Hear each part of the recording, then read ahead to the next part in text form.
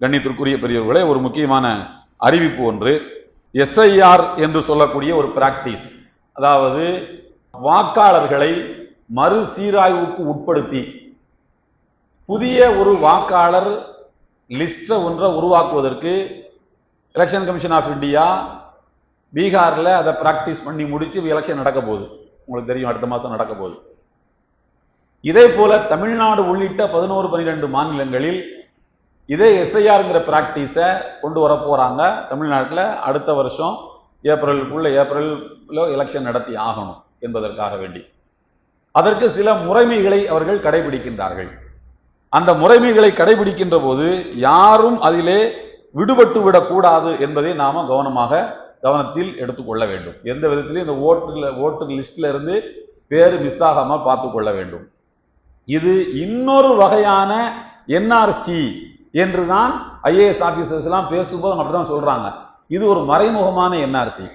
என்ஆர்சியில கூட என்ன கேட்டிருந்தார்கள் என்றால், 2014 நீங்கள் இந்திய குடிமகனா இருக்கிறதுக்கான சான்றுகள் கையில் இருந்தா போதும்.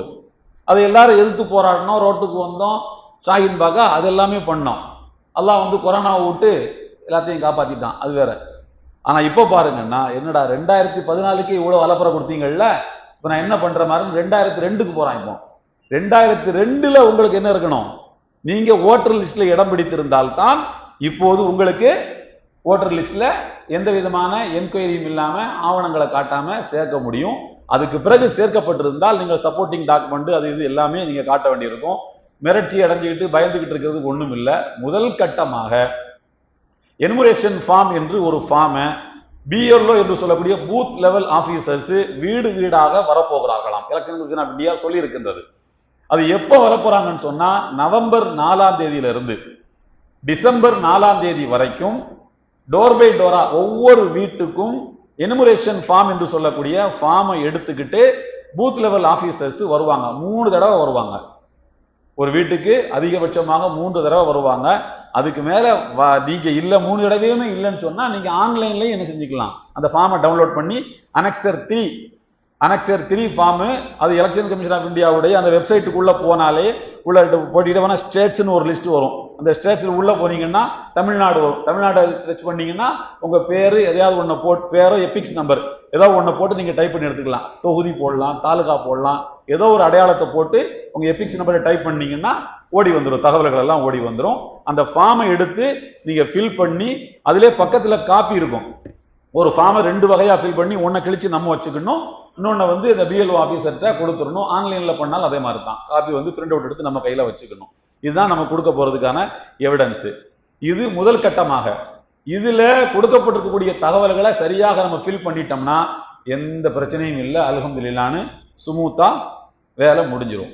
ஒருவேளை வரக்கூடிய பிஎல்ஓவுக்கு, அதாவது பூத் லெவல் ஆபீசர்ஸ் கையில எந்த டாக்குமெண்ட்டும் கொடுக்க வேண்டிய அவசியம் இல்லை. தெளிவா சொல்லியிருக்காங்க.